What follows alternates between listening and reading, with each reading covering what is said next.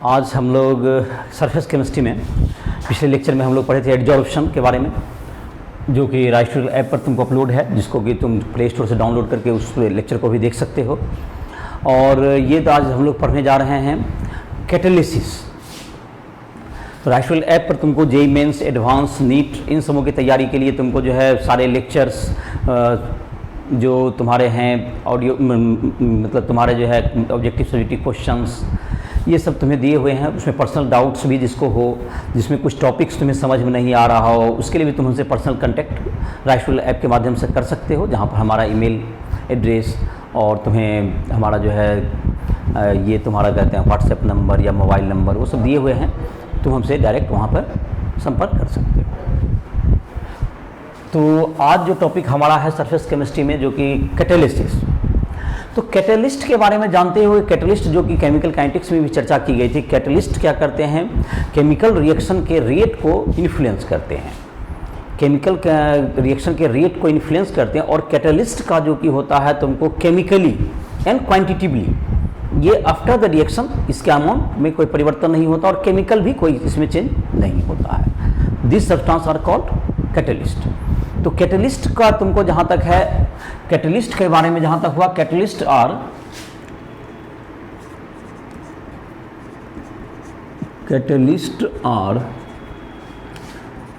substance which affect the rate of reaction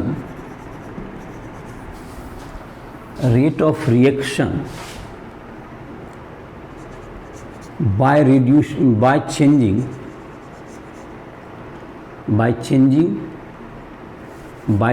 क्या होगा तुम्हें, एक्टिवेशन एनर्जी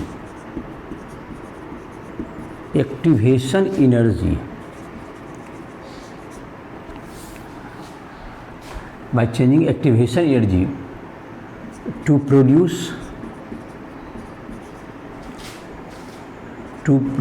reaction intermediate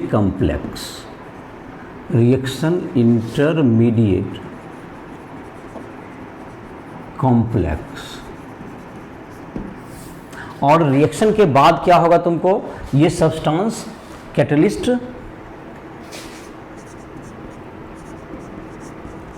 और chemically and क्वांटिटिवली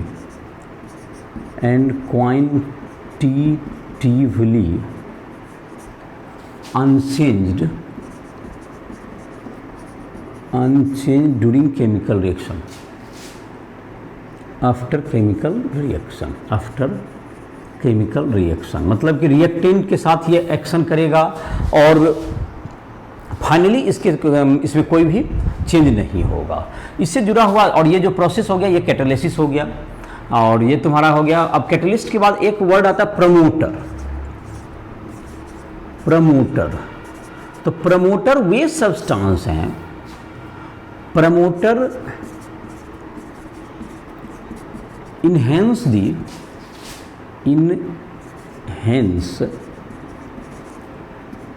the catalytic action,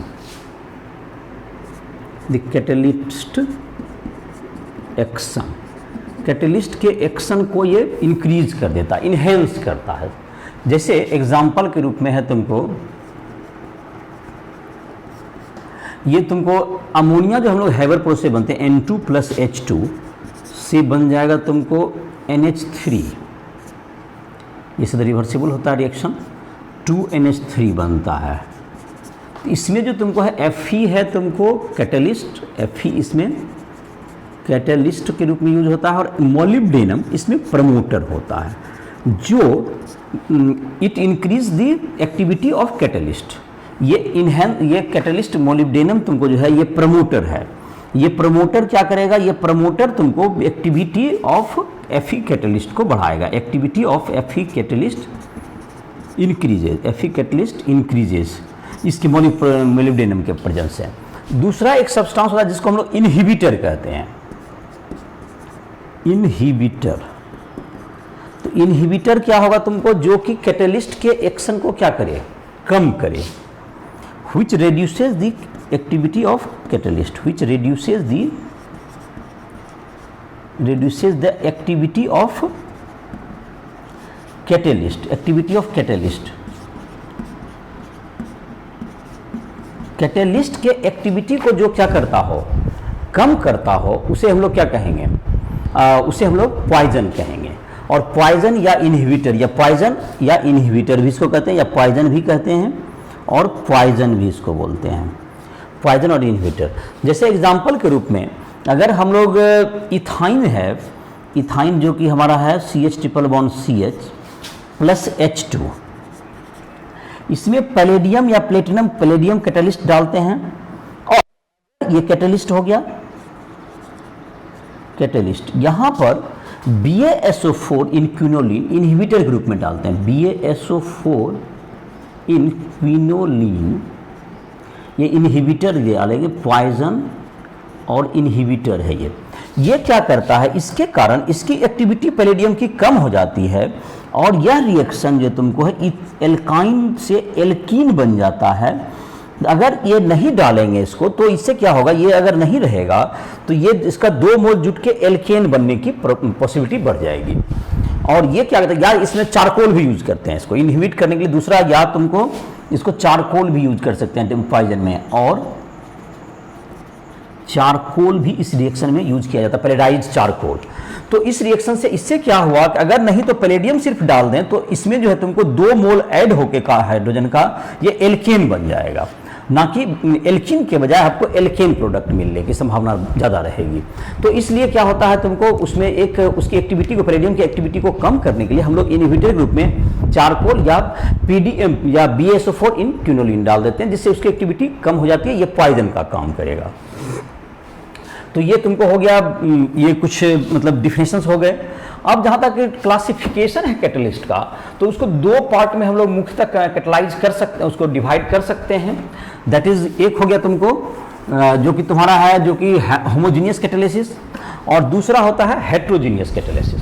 तो homogeneous catalyst में क्या हुआ, होमोजीनियस कैटालिसिस में हो गया कि तुमको जो रिएक्टेंट और जो कैटलिस्ट हैं, जो रिएक्टेंट और जो कैटलिस्ट हैं, उसका जो तुमको फेज होगा, मतलब फेज का मतलब हो गया जो सॉलिड लिक्विड गैस में जो फिजिकल स्टेट जिसको कहते हैं हम लोग, जो फिजिकल स्टेट है दोनों का अगर सेम होगा, किसका किसका, reactant and catalyst, that is called homogeneous catalysis या होमोजीनियस कैटालिसिस प्रोसेस कहलाएगा। और अगर वह दोनों का जो फेज स्टेट जो है तुम्हारा रिएक्टेंट और कैटलिस्ट का अगर अलग अलग हुआ तो वह हेट्रोजीनियस कैटालिसिस कहलाएगा। तो हम लोग होमोजीनियस कैटालिसिस के बारे में देखते हैं पहले। Types of catalyst,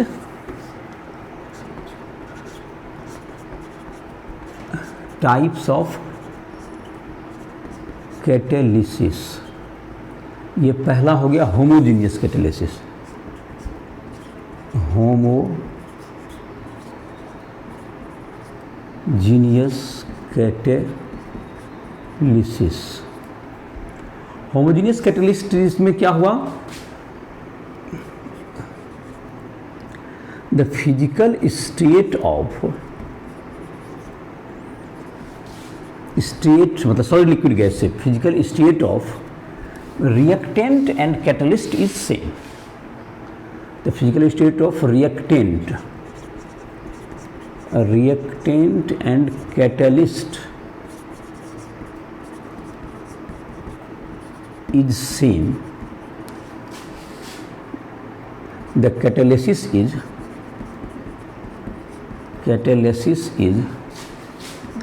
homogeneous catalysis, homogeneous catalysis, इसको कहेंगे होमोजेनियस कैटालिसिस, जब दोनों का फेज क्या हो, सेम रहे। अब जैसे इसके कुछ एग्जांपल्स हम लोग लिख सकते हैं जो तुम्हारे एनसीईआरटी बुक में दिए हुए हैं, वही एग्जांपल मैं दे देता हूँ। तो उसमें 3 एग्जाम्पल दिए हुए हैं।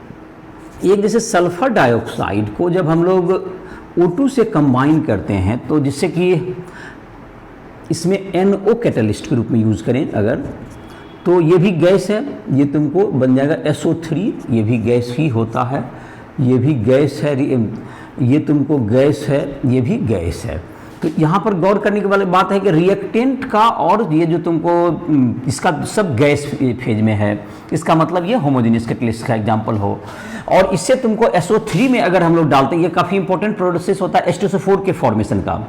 लेट चैम्बर प्रोसेस हमारा जो होता है कॉन्टैक्ट प्रोसेस से हम लोग इसको बनाते हैं। तो कॉन्टैक्ट प्रोसेस में ये तुमको SO3 बनाते हैं, SO3 में अगर वाटर डाल दीजिए तो H2SO4 बन जाता है, तो जो काफ़ी आसान। तो ये क्रिटिकल स्टेप होता है।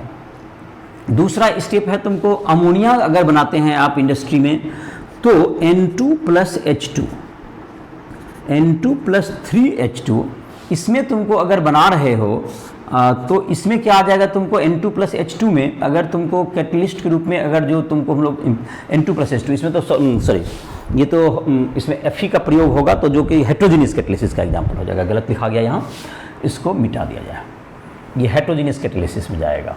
ये रिएक्शन बाद में एग्जाम्पल लिखेंगे, हेट्रोजीनियस के एग्जाम्पल लिखेंगे। अभी तुमको दूसरा तुमको जो है एक जैसे ईस्टर का हाइड्रोलिसिस करना है हमको। ईस्टर के हाइड्रोलिसिस से क्या बनता है? Carbonic acid and alcohol.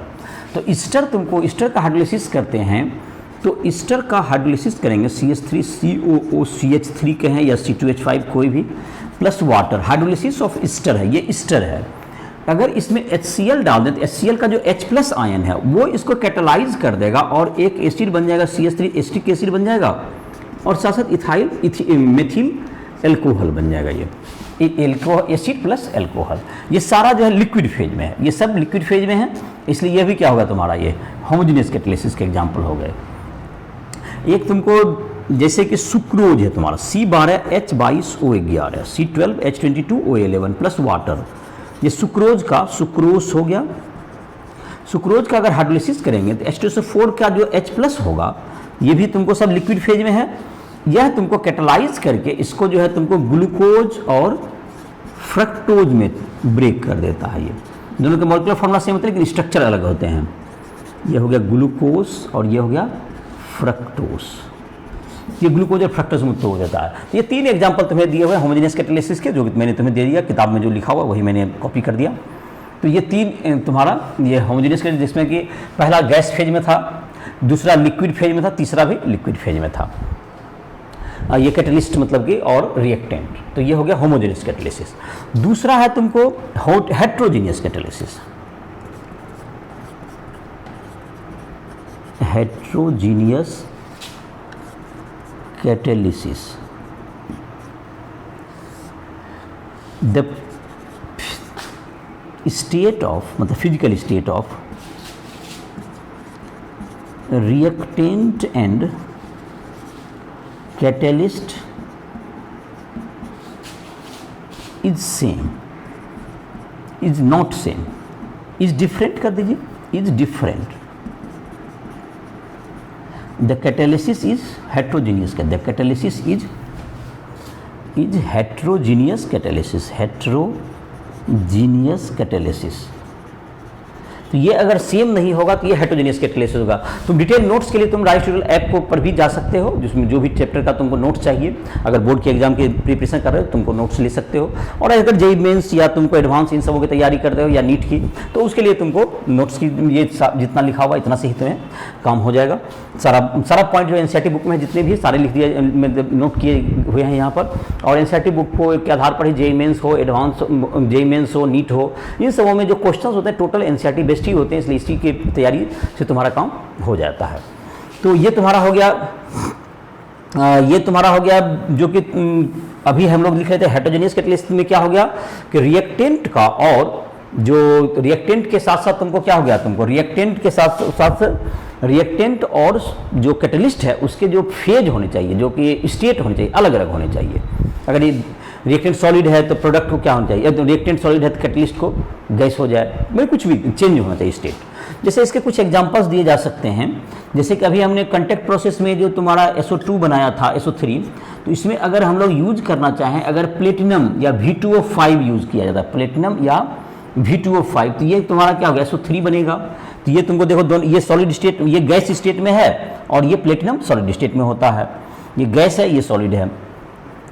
जैसे कि अभी तुरंत लिख रहे थे N2 + H2 में लिख रहे थे 3H2 से क्या बन जाएगा तुमको, यहाँ पर अगर हम लोग Fe+ मोलिब्डेनम अभी देख रहे हैं, Fe कैटलिस्ट मोलिब्डेनम प्रोमोटर, तो इसमें NH3 हो गया तुमको।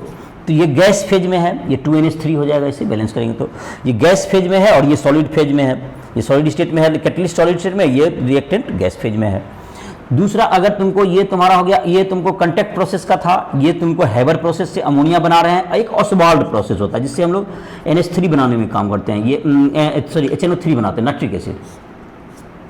इसमें तुमको PT गॉज यूज कर सकते हो, PT तुम्हारा यूज करके इसको NO प्लस H2O कन्वर्ट कर सकते हो, और NO प्लस H2O, और ये NO बाद में NO2 में भी कन्वर्ट हो जाता है।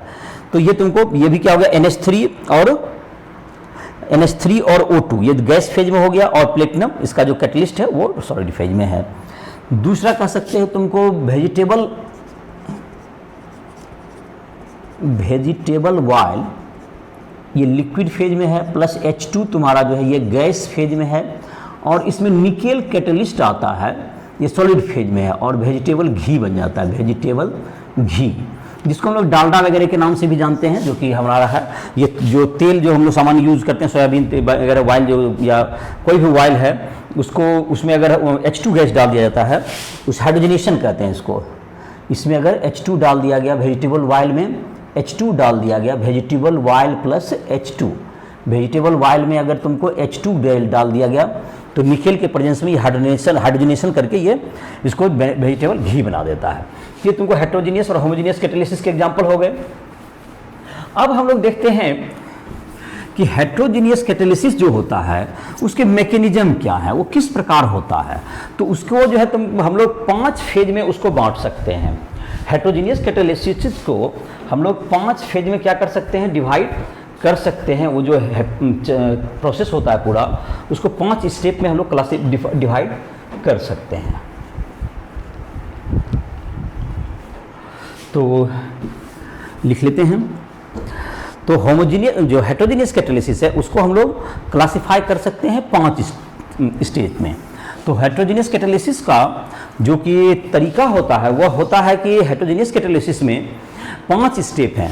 जो सॉलिड के सरफेस पर गैस में, जैसे N2+H2 था तुम्हारा, C2H4+H2 से C2H6 बनना, ये सब जो है तुम्हारा, जिसमें कि गैस अगर तुमको जबकि आ रहा है मैकेनिज्म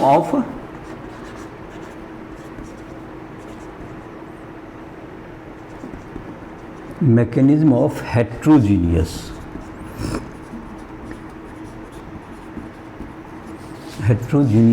कैटालिसिस,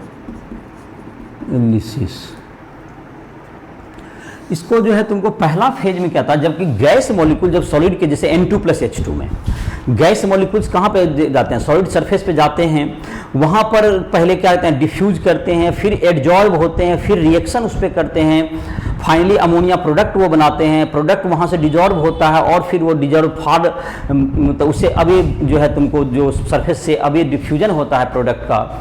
ये 5 स्टेप से क्या बनते हैं, ये तुमको पूरा जो है गैस, और तो गैस का जो सॉलिड सरफेस पर जो कि एडजॉर्प्शन थ्योरी के द्वारा क्या होता है, ये रिएक्शन कंप्लीट होता है। तो इसमें जो पहला है तुमको फर्स्ट स्टेज कह सकते हैं, इसका 5 चरण में फर्स्ट स्टेज है डिफ्यूजन ऑफ गैसेस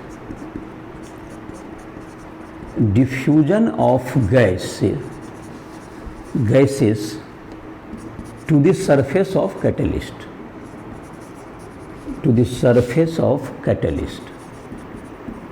जब इसके तरफ डिफ्यूज होगा, सॉलिड सरफेस रहेगा, और यहाँ पर जाकर के क्या होगा, ये अब एडजॉर्ब हो जाएगा, एडजॉर्प्शन। अब तुमको adsorption of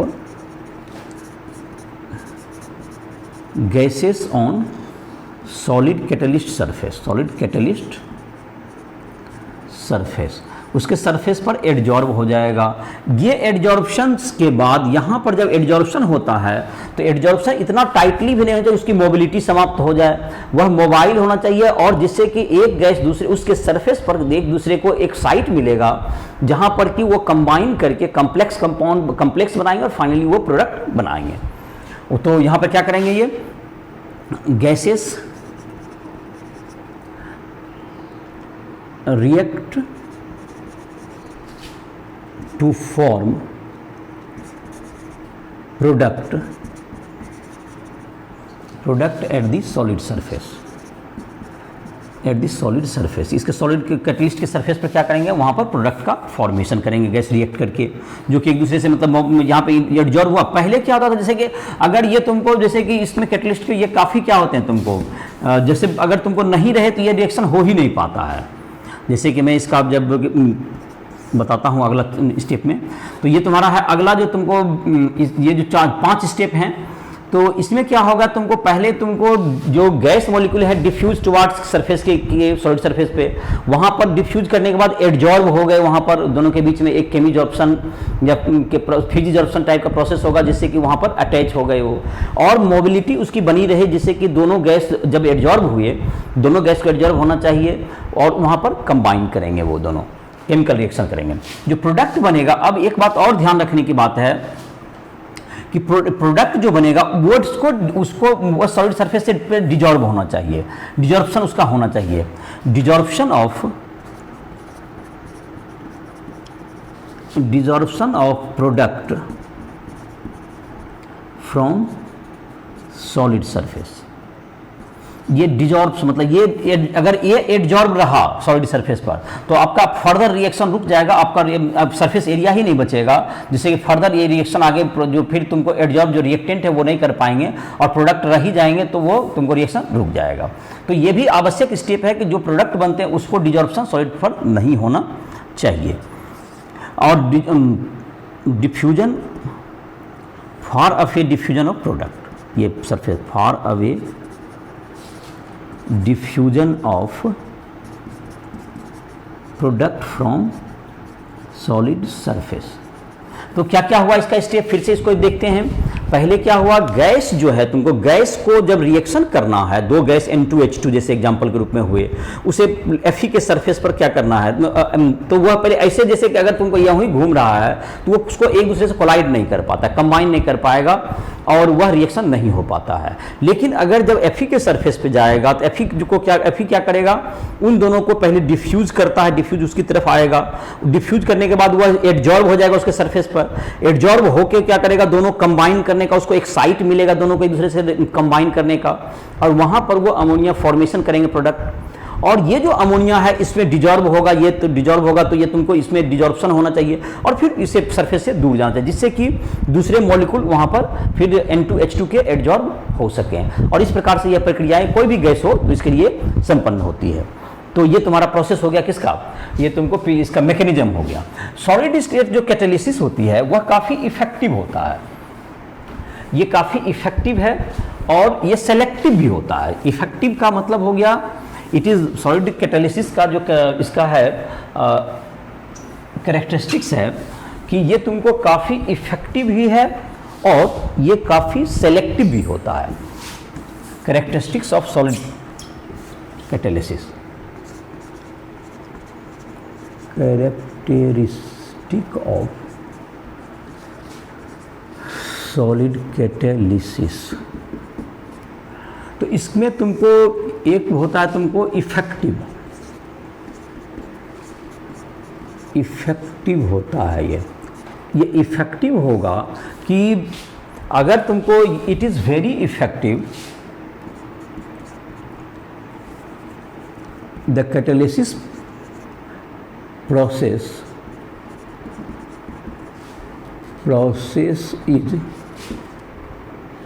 is very effective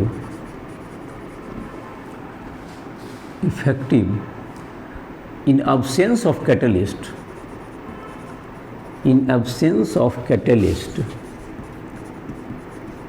the reaction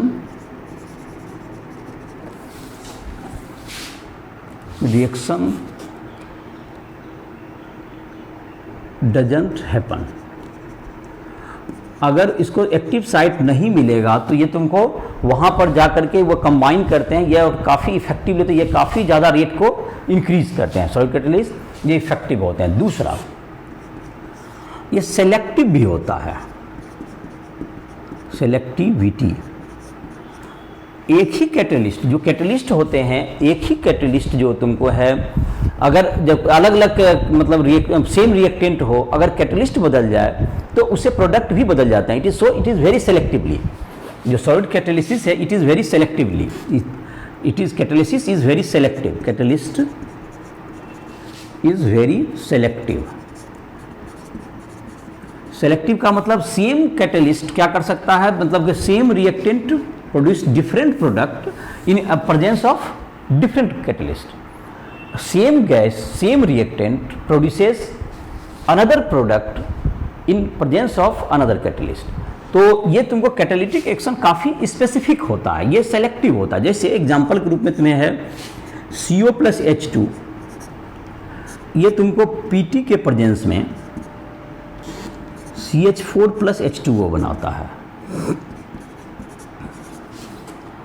अब अगर तुमको CO प्लस H2 अगर ये रहे Cu/Zn के उपस्थिति में रहे तो ये CH3OH बनाएगा, और CO प्लस H2 तुमको अगर कॉपर का प्रेजेंस हो तो ये फॉर्मल्डिहाइड बनाएगा, ये मेथिल अल्कोहल बनाया, यहाँ पर फॉर्मल्डिहाइड बनाएगा।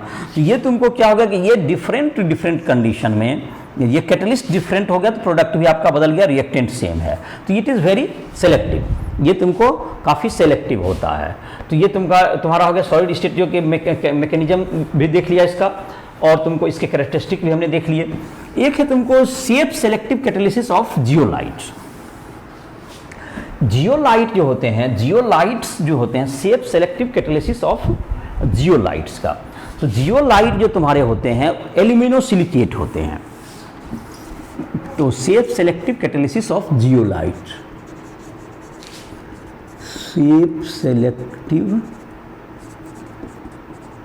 Catalysis of zeolite. जियोलाइट जो है तुमको, जियोलाइट में तुमको बिल्कुल शेप इसका जो होता है, जियोलाइट में जो शेप होता है इस ढंग से, ये zeolites are aluminosilicates, zeolites are aluminosilicate, ये इसका केमिकली ये पहचान है एल्यूमिनोसिलिकेट। सिलिकेट में जो सिलिकन होते हैं उसको एल्यूमिनियम के द्वारा बीच में रिप्लेस करके एल्यूमिनोसिलिकेट या जियोलाइट बनाए जाते हैं, एल्यूमिनोसिलिकेट। इसमें स्पेशल टाइप का जो तुम्हारा है होल होता है, जैसे कि जो तुम्हारा बना होगा पोर्स होगा, जहाँ पर कि जैसे कि हनी जो तुम्हारा है मधुमक्खी का छत्ता है, उसमें जिस प्रकार से एक विशेष प्रकार का अलग अलग शेप रहता है बना हुआ, उसी तरह के इसमें भी क्या होते हैं, it has pores, it has zeolites मतलब it has pores like honeycomb, जो मधुमक्खी का छत्ता है उसी के तरह उसमें भी छेद बने होते हैं, which the reactant fit into the pores, fit into the pores या holes and product is obtained and product is obtained, और ये प्रोडक्ट का निर्माण करेगा। जैसे कि तुमको ये जो तुम्हारा है जियोलाइट जो है तुमको यूज आता है in petrochemical industry to cracking, zeolites are used in petroleum industry, petroleum industry for cracking,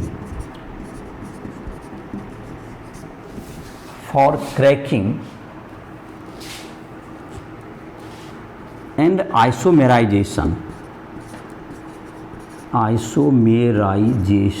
of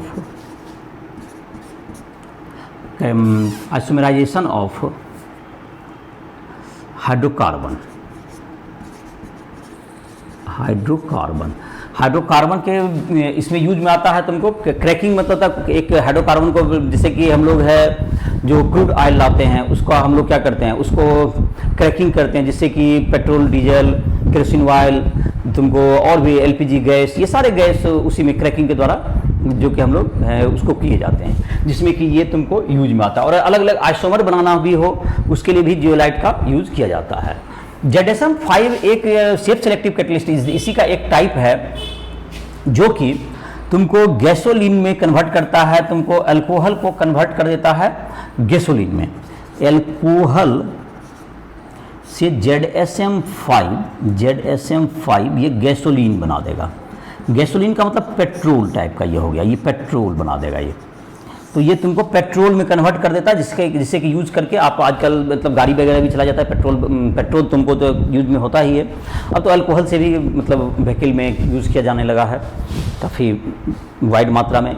यहाँ भी अल्कोहल अब मिक्स किया जाने लगा है इंडिया में भी, जिससे कि उसका जो है मतलब कि जो अल्कोहल हम लोग बना करके अल्कोहल के गैसोलीन के, जिससे कि उससे मात्रा को बढ़ाया जा सके। तो इसमें भी तुमको ZSM-5 जो है तुमको काम करता है, जो कि अल्कोहल को गैसोलीन बनाने में। ये तुमको हुआ safe selective catalysis of zeolite. अब तुमको एक टॉपिक है जिसका नाम है enzyme catalysis.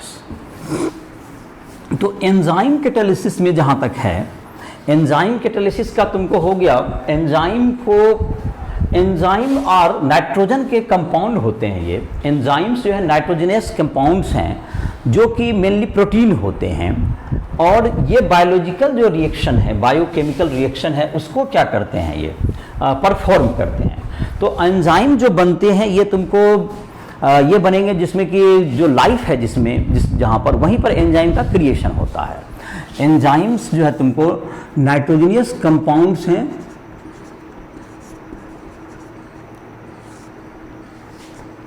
Nitrogenous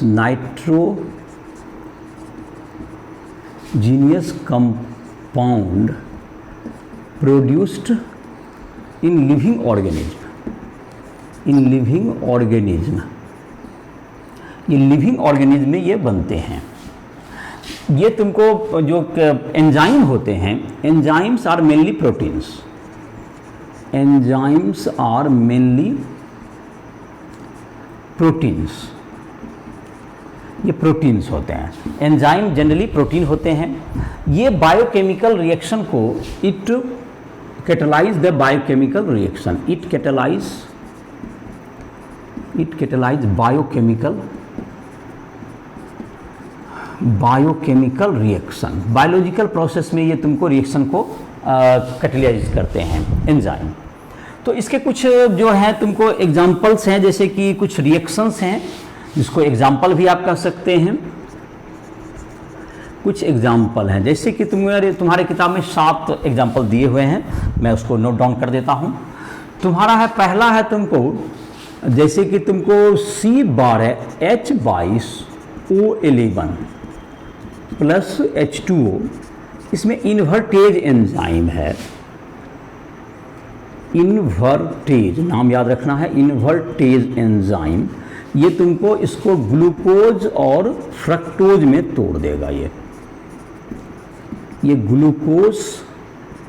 glucose plus ये है फ्रक्टोज है ये, और ये है सुक्रोज, केन शुगर से जो मिलता है, ये तुमको केन शुगर से जो मिलता है दैट इज सुक्रोज हो गया ये। और इसको तोड़ने में कौन सा इन्वर्टेज काम करता है। ये जो इन्वर्टेज ग्लूकोज जो बन गया तुमको, ये तुमको C6H12O6 जो बना तुमको, ये दूसरा एक एंजाइम है C6H12O6, इसको तुमको क्या करेगा, ये तुमको जाइमेज एंजाइम इसको जो है तुमको C6H12O6 प्लस वाटर, इसको जो है तुमको ये तोड़ देगा तुमको ethyl alcohol C2H5OH plus CO2 gas में। ये तुमको अल्कोहल जो तुमको है इथाइल अल्कोहल, यही तुमको मतलब कि वाइन के रूप में यूज़ आता है। जनरली जो ड्रिंकिंग पर्पज़ के लिए हम लोग यूज़ करते हैं, ये तुमको इसके रूप में यूज़ किया जाता है, जो कि अक्सर तुमको देखते हो कि वाइन शराब जो बनाया जाता है वो इथाइल अल्कोहल ही होता है। इस प्रोसेस से इथाइल अल्कोहल को बनाया जाता है।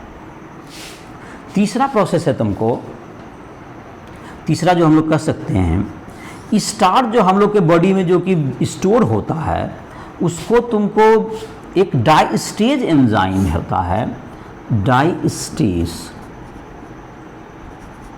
ये एंजाइम क्या करेगा, ये एंजाइम इसको माल्टोज में तोड़ देता है। माल्टोज का भी फार्मूला C12H22A11 ही होता है। माल्टोज का क्या होता है फार्मूला, C12H22 वो 11। तो ये भी सुक्रोज का भी होता है, माल्टोज भी, ये दोनों डाइसेक्राइड्स आते हैं जिसका हम लोग बाद में चर्चा और करेंगे बायोमोलिकुलर चैप्टर्स में। तो ये तुमको माल्टोज को डाइस्टेज एंजाइम क्या करता है, इसको स्टार्च को डाइस्टेज एंजाइम माल्टोज में तोड़ देता है। और माल्टोज जो कि हो गया C12H22O11, माल्टोज C12H22O11, ये हो गया माल्टोज। माल्टोज में वाटर डाल देंगे तो ये तुमको माल्टेज एंजाइम इसको ग्लूकोज में तोड़ देगा। C6H12O6 का 2 मॉलिक्यूल दैट इज ग्लूकोज रहता है इसमें। सुक्रोज में 1 मॉलिक्यूल ग्लूकोज और 1 मॉलिक्यूल फ्रक्टोज रहता है, लेकिन माल्टोज में दोनों मॉलिक्यूल ग्लूकोज का होता है। इसको हाइड्रोलिसिस करने के बाद दोनों मॉलिक्यूल ग्लूकोज का प्राप्त होगा। ये कौन से एंजाइम की मदद से कर सकते हैं हम लोग, माल्टेज एंजाइम, जो कि इसको तोड़ेगा। स्टार्च डाइस्टेज एंजाइम इसको तोड़ेगा और इसको माल्टेज एंजाइम तोड़ देगा। और तुम्हारा है ये तुमको मतलब कि जो कि खाना में जो बच गया स्टार्च के रूप में, उससे हम लोग एनर्जी प्राप्त करते हैं। फिर ये तुमको ग्लूकोज से हम लोग एनर्जी प्राप्त होता है, जो कि ATP वगैरह बनाने में हमारी मदद करता है। तो तुम्हारा ये हो गया। पांचवा तुमको इसमें कह सकते हो कि पेप्सिन एंजाइम जो है प्रोटीन को तोड़ करके, पेप्सिन एंजाइम प्रोटीन को तोड़ देगा। अच्छा, पेप्सिन पहले प्रोटीन को तोड़ के ये बनाता है, पेप्टाइड लिंकेज तोड़ के इसको बनाएगा, एमिनो एसिड में कन्वर्ट कर देगा। प्रोटीन को पेप्सिन और ट्रिप्सिन, पेप्सिन पहले स्टेज में, दूसरा में ट्रिप्सिन, ये मिलकर के इसको एमिनो एसिड बना देता है। ये एमिनो एसिड एक पेप्टाइड लिंकेज को तोड़ता है और पेप्टाइड लिंकेज के बाद ये तुमको फिर एमिनो एसिड बनाने में ये हेल्प करता है। प्रोटीन को तोड़ के पेप्टाइड लिंकेज जो होता है, जो कि इसको जोड़े हुए रहता है, उसको लिंक को तोड़ करके पेप्सिन और ट्रिप्सिन क्या करता है, उसको एमिनो एसिड में कन्वर्ट करता है। तुम्हारा दूसरा है तुमको जो कि हम लोग यूज करते हैं, जो कि मिल्क है। मिल्क को क्या करता है, लैक्टोबैसिलस एंजाइम,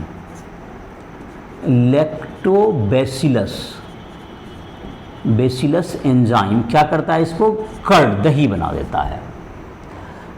यूरिया को तुमको urease enzyme, urea NH2CO NH2, urea का ये फार्मूला होता है, याद कर सकते हो, NH2CO NH2। इसको जो है तुमको यूरिएज एंजाइम,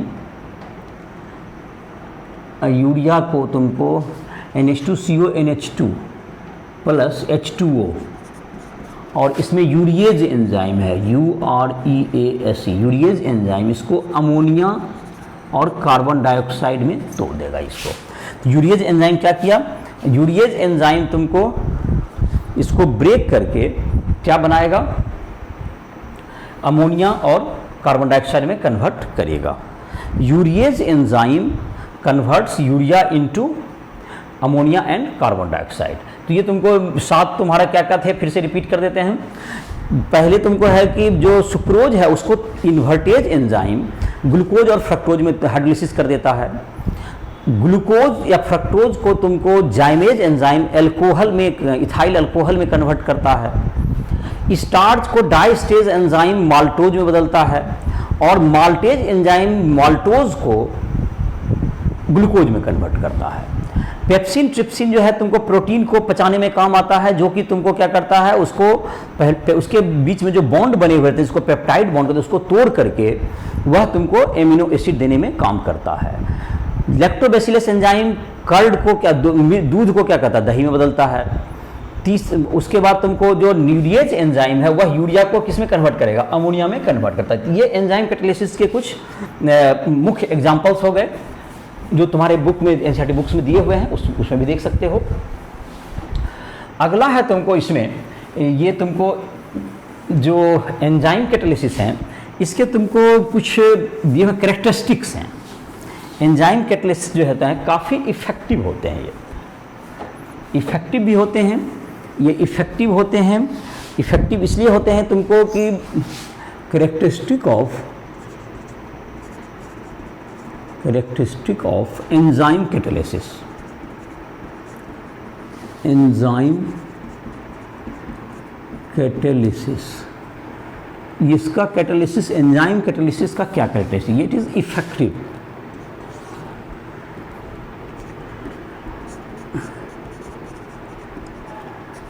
ये तुमको one molecule of enzyme, one molecule of enzyme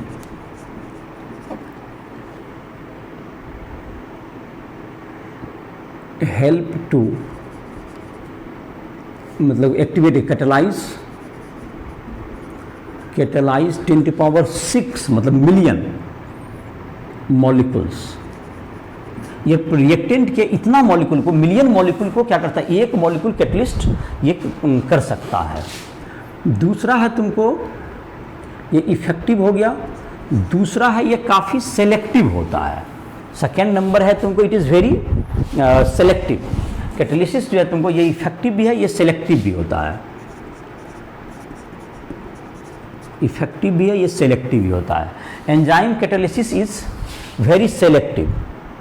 enzyme catalysis तुमको सेलेक्टिव होता है, मतलब कि ये तुमको दूसरा के साथ काम नहीं करेगा। ये एंजाइम कैटालिसिस आर सेलेक्टिव, मतलब कि ये तुमको दूसरे के साथ ये कंबाइन नहीं करेगा। एंजाइम कैटालिसिस का मान तुमको, ये तुमको एक एंजाइम मतलब क्या कर सकता है दूसरे को, ये काफ़ी एक प्रोसेस के लिए स्पेसिफिक होता है। Enzyme catalysis are very selective. Enzyme catalysis is very selective. तो एक एंजाइम के लिए, एक प्रोसेस के लिए दूसरा एंजाइम फिट नहीं बैठेगा, ये सेलेक्टिव होता है। काफ़ी दूसरा एंजाइम उस जगह पे काम नहीं कर पाता है, ये स्पेसिफिक होता है, बिल्कुल स्पेसिफिक इन नेचर। तीसरा कह सकते हो कि ज़्यादा तुमको इफेक्टिव होता है ये रूम टेम्परेचर पे या बॉडी टेम्परेचर पर।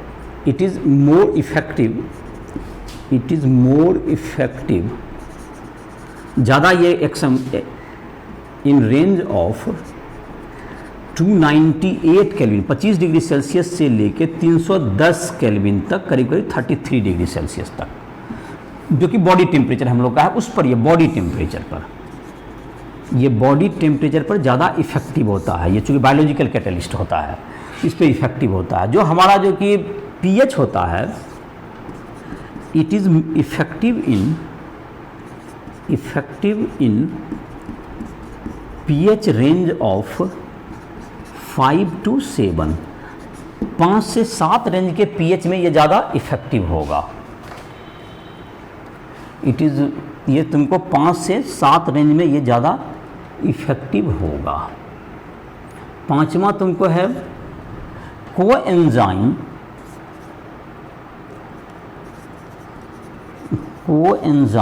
Increases the activity of enzyme. Coenzyme इसका एक्टिविटी को क्या कर देता है? इंक्रीज कर देता है। जैसे मेटल आयन, जैसे कि Na+,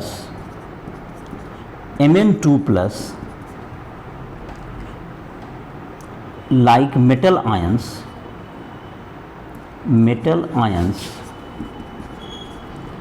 acts as promoter या coenzyme like as coenzyme for many enzymes। इसके लिए तुमको ये जो मेटल आयंस है, इसका जो है एक्टिविटी को क्या कहता है, जैसे नमक वगैरह भी इसके एक्टिविटी को क्या करता है? बढ़ा देता है। एंजाइम की एक्टिविटी को Na+ उसमें मिलेगा तो वो इसकी एक्टिविटी को बढ़ा देता है। और जो कुछ इनहिबिटर्स होता है, जो कि इनहिबिटर जो है तुमको उसके एक्टिविटी को कम करता है। Inhibitors decrease the activity of enzyme. ये एंजाइम की एक्टिविटी को इनहिबिटर क्या करेगा? घटा देगा। तो क्या क्या हुआ तुम्हारा? ये काफ़ी इफेक्टिव होता है। एक मॉलिक्यूल 10⁶, 1 मिलियन मॉलिक्यूल तक को कैटलाइज करने में कैपेबल होता है। It is very effective. ये सेलेक्टिव भी होता है। दूसरे जगह पर एक कैटलिस्ट, दूसरे जगह पर जो एंजाइम है, एक एंजाइम एक पर्टिकुलर रिएक्शन के, एक पर्टिकुलर टाइप के रिएक्शन के लिए होता है, दूसरा एंजाइम वहाँ पर कोई फिट दूसरा नहीं बैठ पाएगा। तीसरा ये तुमको एक टेम्परेचर रेंज है, बॉडी टेम्परेचर का जो रेंज है 298 केल्विन टू 310 केल्विन, उसमें ज़्यादा इफेक्टिव होता है। ये पीएच रेंज 5 to 7 जो होगा तुमको ना ज़्यादा बेसिक तो होना नहीं चाहिए, एसिडिक रेंज में लो रह सकता है या न्यूट्रल में, ये ज़्यादा इफेक्टिव होगा। और ये कोएंजाइम जो कि मेटल आयंस होते हैं उसके प्रेजेंस में इसकी एक्टिविटी, एंजाइम की एक्टिविटी बढ़ जाती है। और कुछ इनहिबिटर्स होते हैं, कुछ एंजाइम्स जो कि ड्रग्स वगैरह के रूप में भी दिए जाते हैं, जो कि एंजाइम की एक्टिविटी को कम करता है, जो कि एंजाइम की एक्टिविटी को, ड्रग्स वगैरह इसके एक्टिविटी को कम करने के लिए इसको दिया जाता है, जो कि इसके एक्टिविटी को कम करता है। और अब एंजाइम्स का जो मैकेनिज्म है ये कैसे काम करता है, एंजाइम कैटालिसिस के मैकेनिज्म क्या है।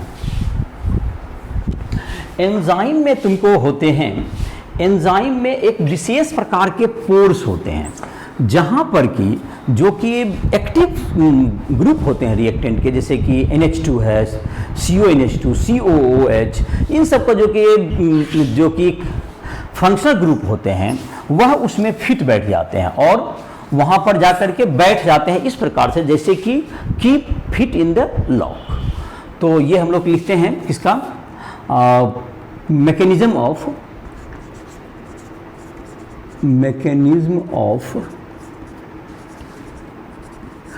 Enzyme catalysis, mechanism of enzyme catalysis. Mechanism इसका क्या है, enzyme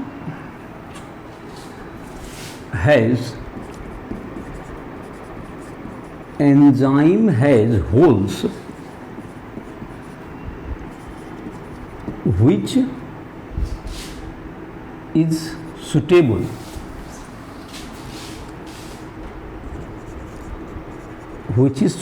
for active sites COOH like NH2, CONH2, etc. to fit like key in the lock। जैसे लाइक इसी ढंग से वो जो है तुमको ये जो फंक्शनल ग्रुप है, एक्टिव साइट है, उसमें जाकर के फिट बैठ जाता है और इट फॉर्म्स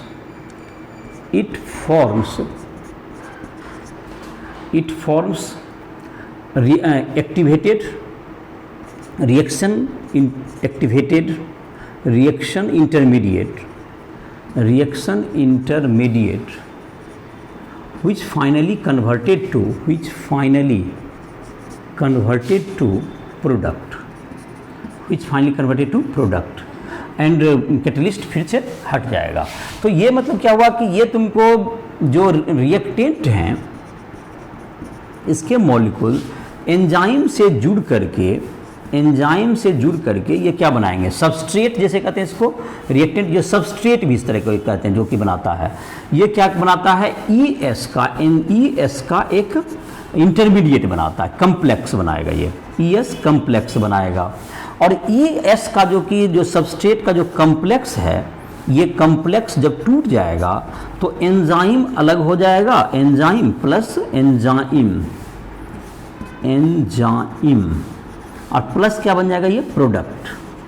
ये सबस्ट्रेट मॉलिक्यूल एंजाइम के साथ जुड़ करके क्या हो गया, इसके जैसे कि ये तुमको जो पोर्स है उसमें जाके फिट बैठ गया, वहाँ पर प्रोडक्ट बनाया और ये तुमको वहाँ पर कंबाइन किया ये कम्प्लेक्सेस और टूट करके प्रोडक्ट बना दिया और एंजाइम अपनी जगह पर रिटर्न हो गया। और ये काफ़ी इफेक्टिव होता है, यही तुम्हारा इसका मैकेनिज्म है। कुछ जो कि तुमको इम्पॉर्टेंट इंडस्ट्री में जो यूज होता है, जिसमें तुमको दिया हुआ है, जैसे कि ओस्वाल्ड प्रोसेस में जब कि हम लोग HNO3 बनाते हों, या हैबर प्रोसेस से हम लोग अमोनिया बना रहे हों, या कंटेक्ट प्रोसेस से सल्फर डाइऑक्साइड बनाते हों, तो इन सबों में तुमको जो है कैटलिस्ट का उपयोग होता है, जिसमें कि कैटलिस्ट इन इंडस्ट्री में तुमको 3 दिया हुआ है, कैटलिस्ट इन इंडस्ट्री,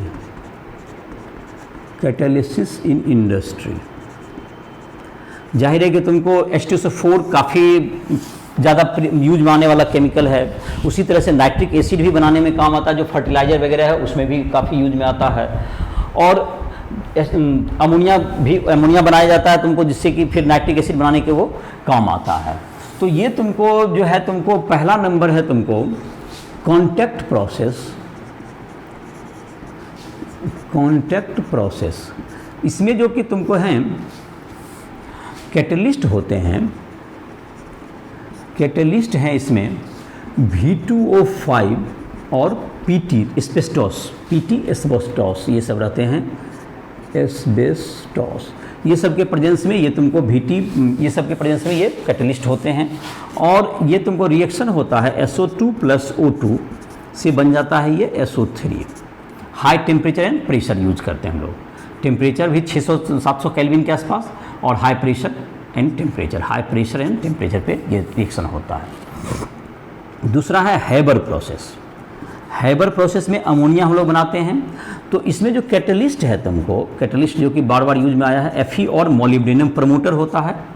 तो तुम्हारा N2 प्लस 3H2 ये तुमको 200 से 300 एटमॉस्फेरिक प्रेशर, 200 से 300 एटमॉस्फेरिक प्रेशर होना चाहिए और 723 केल्विन तक टेम्परेचर होगा, तो ये अमोनिया गैस बन जाता है। और ये अमोनिया गैस फर्टिलाइजर वगैरह बनाने के लिए जो तुमको है तीसरा चरण में, जो कि ओसवाल्ड है तुम्हारा, ओसवाल्ड प्रोसेस, ओसवाल्ड प्रोसेस से जिसमें कि HNO3 बनाया जाता है।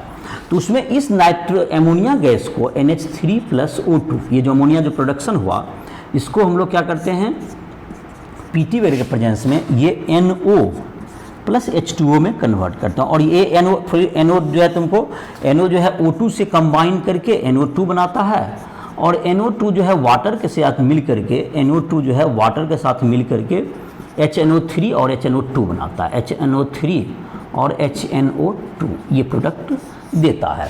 और इस प्रकार से क्या होता है तुमको ये रिएक्शन होता है तुमको। तो ये इंडस्ट्री में हो गए। और SO3 जैसे यहाँ तक बना, SO3 में वाटर डाल देंगे तो क्या बन जाएगा, SO3 में अगर वाटर डालते हैं तो ये H2SO4 बना देता है। जैसे तुम्हारा कॉन्टैक्ट प्रोसेस में जो SO3 में बन है तुमको SO3 बन गया तुम्हारा, तो मेन यही स्टेप होता है, SO3 में H2O डाल देने से क्या बनता है H2SO4 का फॉर्मेशन हो जाता है। और H2SO4 में अक्सर जो तुमको इसको यूज करता है SO3 मिलके H2SO7 बनाता है, जिसको हम लोग ओलियम कहते हैं इसको। और ओलियम में पानी डाल दोगे तो ये क्या बन जाएगा H2SO4 बन जाता है। तो ये तुम्हारा इंडस्ट्री में कॉन्टैक्ट प्रोसेस में से तुमको क्या बनाया जाता है, कॉन्टैक्ट प्रोसेस से बनाया जाएगा तुमको H2SO4, हैबर प्रोसेस से अमोनिया, ओसवाल्ड प्रोसेस से तुमको HNO3। और ये सब तुमको काफ़ी इंडस्ट्रियल में यूज में आते हैं कैटलिस्ट इसका। तो ये कैटलिस्ट से जुड़ा हुआ तुमको इसका इंटरेस्ट क्वेश्चन है 4 दिए हुए, उसको तुम बना लोगे। फिर जहाँ पे तुमको दिक्कत हो या तुमको एक्सरसाइज में तुम बना रहे हो क्वेश्चन बनाओ, तुमको जहाँ पे प्रॉब्लम हो राइसविल ऐप के माध्यम से हमसे संपर्क करके तुम कोई भी जो है JEE मेंस हो, एडवांस हो, या तुमको नीट इन सबों के एग्जाम की तैयारी करना हो, किसी पर्सनल डाउट में आ रहे हो, कोई टॉपिक समझ में नहीं आ रहे हैं, या कुछ क्वेश्चंस नहीं बन रहे, कोई न्यूमेरिकल नहीं बन रहा हो, तुमको फिजिक्स हो, केमिस्ट्री हो या मैथ हो, तुम हमसे संपर्क करके पर्सनल टाइम भी ले सकते हो। राइसविल ऐप के माध्यम से हमसे संपर्क करो, राइसविल ऐप को प्ले स्टोर से डाउनलोड करो, और जो भी तुमको ज़रूरत हो व्हाट्सएप हो या ईमेल, इन सबों के थ्रू हमसे संपर्क कर सकते हो। तो इसी के साथ इस लेक्चर को समाप्त कर रहे हैं।